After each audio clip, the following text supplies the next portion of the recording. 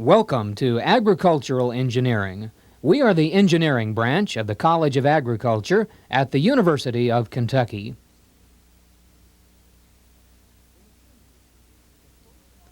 The machine you see is a fully automatic tobacco harvesting system. It was designed by a team of power and machinery researchers specializing in tobacco mechanization. Fabrication of the field prototype was accomplished entirely on campus at the new Agricultural Machinery Research Laboratory, which was donated by the Council for Burley Tobacco. The major objective of this automatic harvesting system is to allow one worker to mechanically harvest and house burley tobacco from an operator's cab. In conventional harvesting, a single worker will bend over in excess of 10,000 times just to harvest 1 acre of tobacco, and this doesn't even include the labor required to house that tobacco. Once an operator steers onto a row, the harvester becomes a fully automated system, performing all functions from automatic on-row guidance to placement of the cut stalk into specially designed portable curing frames.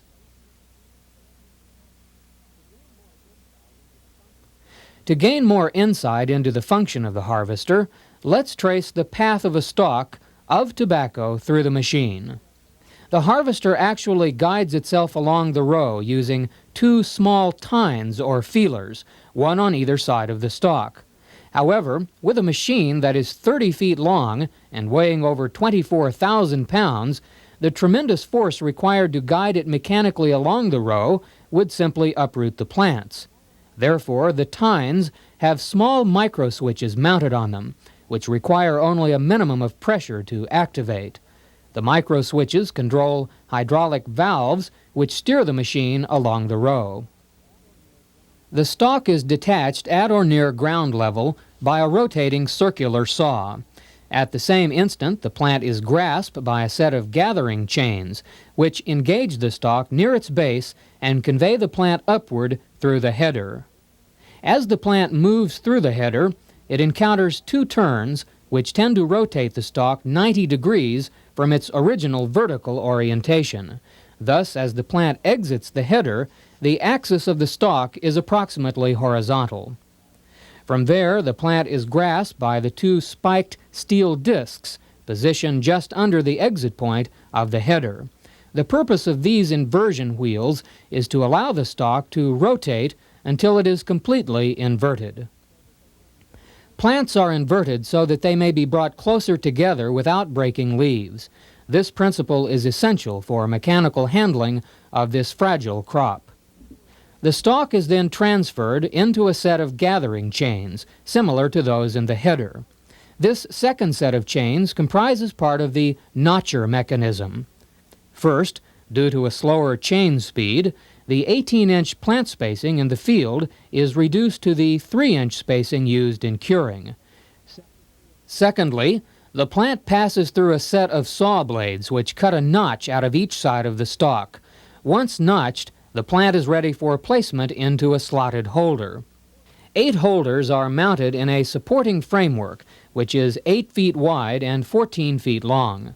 This portable curing frame has retractable legs which fold down and lock into place once the frame has been filled. This allows the operator to mechanically set the filled frame off the machine to allow the tobacco to wilt in the field. The holders are basically barn door tracks, which have been slightly modified to allow the notched plants to slide along their entire length without falling through the slot. Stalks are fed directly from the notcher into a holder by a conveyor, consisting of a series of tines which engage stalks individually and convey them along the holder toward the rear of the machine. When the first holder in the frame is filled, a switch at the rear of the machine is tripped. This causes the indexing mechanism to shift the curing frame laterally across the machine a distance of 12 inches, automatically lining up the next holder with the notcher to accept plants. The indexing sequence occurs quickly so that harvesting is not interrupted during the shifting from one holder to the next. This entire process of placing stalks in the curing frame accomplishes the second portion of our major objective, that being automated housing of burley tobacco. To this point, everything described has functioned automatically or has been automatically controlled. As you can well imagine, this would be a complicated process if the operator had to keep track of everything. In order to make operation of the harvester as easy as possible, an onboard microprocessor controls hydraulic functions and keeps everything synchronized and running smoothly. There is a display in the cab which allows the operator to monitor machine functions during harvesting. Many types of modern agricultural equipment use microprocessors to increase efficiency and improve safety. Another essential feature of the automatic harvester is mechanical removal of filled frames from the machine. After the last holder of a frame is filled, the microprocessor shuts down the ground drive and the various conveyors and saws at the same instant. The operator now knows it's time to unload. To accomplish this, the operator uses a bank of manually controlled hydraulic valves located to his right to manipulate the machine's unloading arms. The unloading arms are raised to engage the control pin located at each end of the frame. A portion of the supporting track is folded downward to allow easier unloading of the filled frame. At this point, the operator uses the unloading arms to lift the frame off the machine and set it to the side.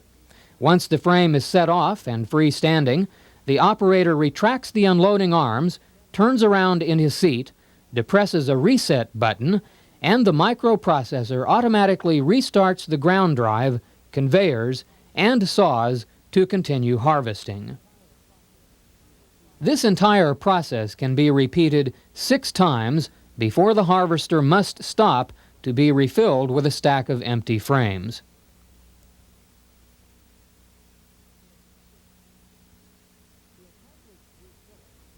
To accomplish refilling, a front-end loader was designed to allow loading a stack of empty frames onto the machine. To reload the machine, the operator pulls out of the row and folds the magazine wings out. The loader operator approaches the machine from the side with a stack of frames.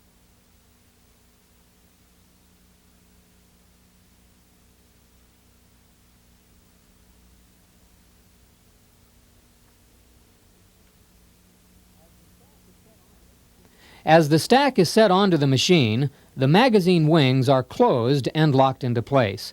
The stack is lowered into place and disengaged from the loader. The machine is now ready to continue harvesting. In case you're wondering, it takes 18 frames to house an acre of tobacco. Since the machine can carry 6 frames at a time, it only has to be reloaded 3 times per acre. We've shown you automatic harvesting and housing in the field. Now let's take a look at how this overall system affects curing. The filled frames are left in the field for about 7 days to allow the tobacco to wilt. Now, instead of a crew of workers handing sticks up to a wagon to be taken to a barn and hung, one operator uses the same front-end loader shown earlier to transport the filled frames out of the field to a central curing area.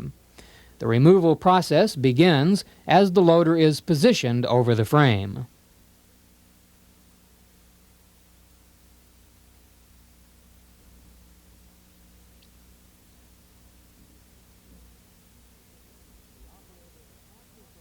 The operator attaches the loader hangers to the control pins at each end of the frame.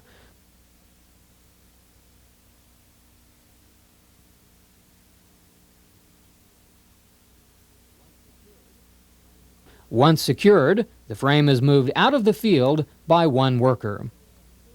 We mentioned earlier that filled frames are taken to a central curing area, not a barn. The tobacco has already been placed in a freestanding, rigid structure. Essentially, each frame is a miniature tobacco barn in its own right. All that is needed is protection from the elements. To this end, a lightweight waterproof cover was developed to cover each frame. Here, 2 workers place a cover over a frame of field-wilted tobacco. With a little practice, this becomes an easy job, especially when you consider the labor required for traditional housing. The covered frames are now left in the open air to cure. It's important to note that this method allows for curing of small or large acreages without the need for building and maintaining large, expensive curing barns. Research is currently being conducted which may show that tobacco cured in this manner may be of equal or superior quality to that cured indoors. We appreciate your stopping by, and if you have any questions about the harvester or want to know more about agricultural engineering, ask us and we'll be glad to help.